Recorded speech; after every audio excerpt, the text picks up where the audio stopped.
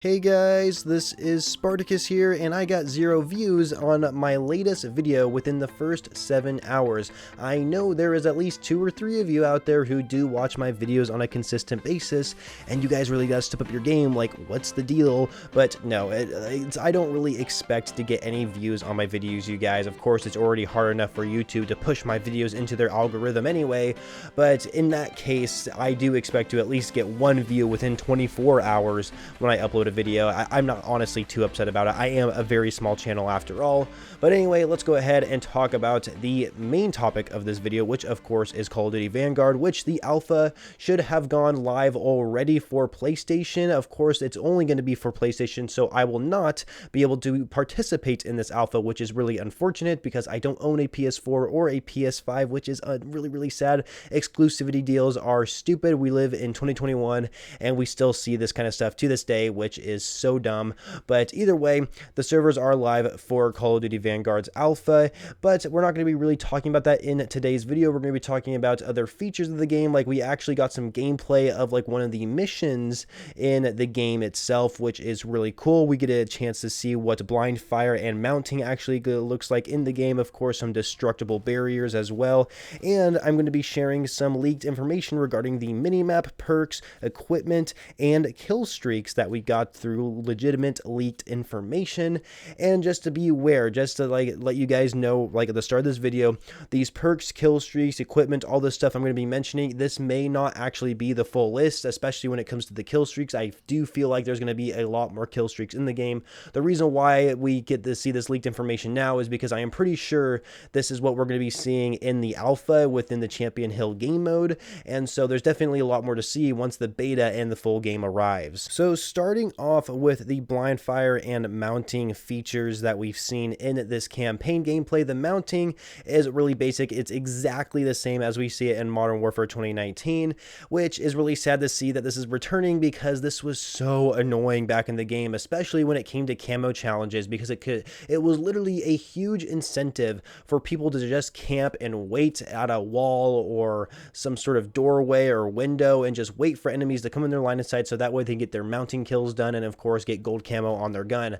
This is a huge issue with Modern Warfare, and I do not like it at all. It just promoted camping way too much, and so hopefully there aren't any camo challenges or any challenges in general in the game regarding to actually mounting your gun on any surfaces, because it just promotes camping to the extreme. And if there is going to be some sort of camo challenges when it comes to mounting your weapon, make it like 15 kills or something. That way there isn't an absurd amount of people, especially down the road, who are still mounting their gun on surfaces. Not to mention, when you mount gun on surfaces now, you can actually move while mounting your gun, which I think is ridiculous. Not to mention you have like 0 recoil when you're shooting your gun while mounted. It's really annoying. But we did get to see what the new blind fire feature is, which is a form of mounting where you're basically behind cover, you're ducked behind cover, and then you're able to basically shoot your gun while you're behind cover. And it doesn't seem as bad as it actually sounds once we see it in practice in the campaign anyway. However, it's very possible this is going to look a lot different when using other guns and of course in the multiplayer. And the impression I had is that when you do the blind fire like feature, I guess when you're behind cover, that I thought that the whole point was your body isn't being exposed except for maybe your gun in your hands. But when we see it in the gameplay here in this campaign, I guess gameplay, that it doesn't actually seem as bad as it actually looks. And so I think in the multiplayer, if it is like this, especially with all kinds of weapons, then I think it's pretty safe to say that this isn't going to be as annoying as maybe we think it is. But of course, we'll have to wait until the beta comes out and try it out for ourselves. The next thing I want to talk about, which is really upsetting to hear, that I guess the Vanguard multiplayer's mini-map is going to be the same as what we see in Modern Warfare's multiplayer. And in case you guys don't know, Modern Warfare 2019's mini-map does not act the same as any other Call of Duty game. It is not the classic mini-map as we all know and love, or I guess know and love, know what we're used to and how it flows the game. Basically, in Modern Warfare 2019, the mini-map, if an enemy were to shoot their gun without a suppressor, it didn't matter what attachments they were essentially using on their gun, a red dot would not show up on your screen for them, you know, because that's how it was always in Call of Duty, where if you were like loud and clear with a gun, you would show up as a red dot on a mini-map. But that wasn't the case in Modern Warfare 2019. The only time they would show up as a red dot anywhere was on the compass, but the compass was so confusing because you didn't really know exactly how far an enemy was from you, because the red dot on the compass would get bigger as the closer you are to an enemy, but also you didn't know which floor the enemy would be on. You basically have to use your audio to try and figure that out. And so yeah, the whole compass and minimap system in Modern Warfare 2019 was not good. It just kind of destruct the gameplay of multiplayer, and that's why I really did not like Modern Warfare's multiplayer in the first place, but of course along with other reasons. And so it doesn't look like we're getting a classic minimap back in Vanguard, and I really hope this is going to change in the future, because the classic minimap, like, nothing was wrong with it. Why change something that wasn't broken? It doesn't make any sense at all to me. And so anyway, yeah, not very happy that we're getting the Modern Warfare's minimap in this game, and so I just gotta throw that out there. With all the recent leaks going on with Vanguard, I've been very disappointed on how the game actually sounds when it comes to a multiplayer perspective, just because of how similar it is going to be to Modern Warfare 2019, which I just absolutely hate that multiplayer. Literally the worst Call of Duty multiplayer ever made.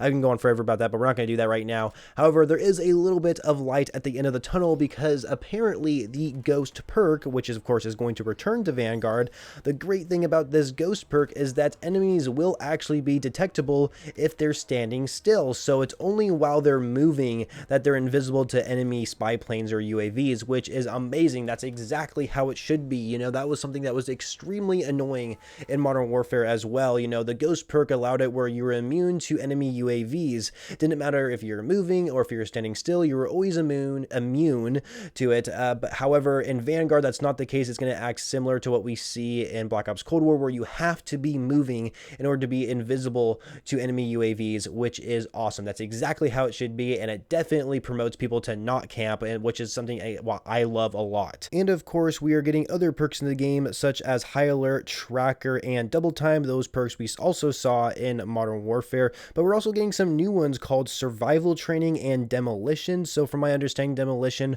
allows you to actually carry an extra lethal. We've kind of seen that before in other Call of Duty games, but Survival Training, I'm not entirely sure what this is. Maybe it has something to do with your health, like maybe you can heal faster or something of that nature. I'm not entirely sure what that perk is going to do, and maybe it's only specific for certain game modes. That's something that they can definitely be exploring. I really hope that's not the case, because then I think that really limits the 6v6 experience.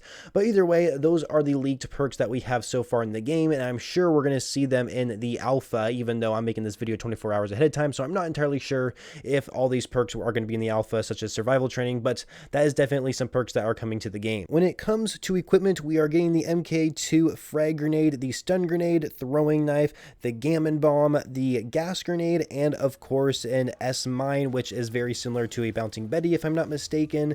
However, talking about the gammon bomb, which is something we haven't really seen before in a Call of Duty game, from the leaked information, it sounds like this gammon bomb is going to act more as like an impact grenade, and it will only deal 60% of damage to enemy players. So if an enemy is at full health, they will not die from this grenade no matter what. And so I guess it's supposed to be used as more of maybe of a tactical equipment. I'm not entirely sure exactly what the purpose of this grenade would be, because it's like, well, why would you use the gammon bomb over the frag grenade if the frag grenade can give you like an insta kill, basically, right? Well, I'm not entirely sure what the use of a gammon bomb will be. We'll have to see how it plays out when we get our hands on the game itself, but it is very interesting. We're getting some sort of impact grenade in the game that basically deals 60% of damage, and assuming that we're getting hardcore modes returning to Vanguard, I wonder if this will actually be a one-hit kill. So if there's challenges that require you to get kills with the gammon bomb, I can totally see people running this in hardcore modes and just being able to just melt enemies instantly by getting that impact kill on them. And then we have kill streaks. Now, I do not think this is going to be the full list of kill streaks. There's no absolute way this is the full list of kill streaks. It's very minimal, and I'm sure these are the same ones we're going to be seeing in the Champion Hill game mode. But we have the Spy Plane, the Flame Knot, Death Machine, V2 Rocket, Extra Life, Armor Plate, and Full Armor. So some very interesting ones here. The V2 Rocket is returning, which is amazing. Such a nostalgic kill streak for me personally, because World War II's multiplayer was my favorite multiplayer of all time, and that is the one Call of Duty game that I have called in the most kill streaks, the most nukes, and the V2 Rocket, of course, was the nuke equivalent in World War II, and I called in like maybe 7 or 8 of them in that game. Oh man, the V2 Rocket is a very nostalgic kill streak, and it is returning to this game. I'm not entirely sure if this is a selectables kill streak, kind of like what we saw with the tactical nuke in Modern Warfare 2, and so I'm not entirely sure if that's the case, but either way, the V2 rocket is returning, and what's interesting about it this time is that as soon as you earn it, it will actually like be called in instantly, and it will like come into the map, it'll kill all enemy players, and it will actually end the match as well. So it is going to be like a nuke in this game. The V2 rocket is the nuke in Vanguard, where it kills everybody and it ends the match, which I think is awesome. And then of course we have the flame knot, which is basically a juggernaut with a flamethrower. This is something we never really seen before in previous Call of Duty games. We've seen juggernauts, but they usually have like a minigun, you know, but this time they have a flamethrower, which I think is awesome. I love being able to use flamethrowers and just melting people with that kill streak, but of course we never really had extra health or extra armor when we use it in previous Call of Duty games, but now we do because we're in essentially a World War II version of a juggernaut, which I think is awesome. And then of course the death machine is returning. We've seen a little bit of gameplay of this with the alpha trailer, which I mean, it doesn't look like you're getting extra health while using this, unlike the flame knot kill streak. And so the death machine is basically just this light machine gun that you're using just to spray down enemies. It looks like it might have incendiary rounds on it or something like that, but either way, I'm glad that kill streak is returning. And then we have something called extra life. I'm not 100% sure what this does. From what I heard rumors from people like on Twitter, for example, they were saying that it's going to act more as like a last stand, but a more enhanced version of it. And I feel like that might be a little bit annoying, but of course last stand in previous Call of Duty games were death streaks, where if you died so many times in a row, you would get last stand, you know.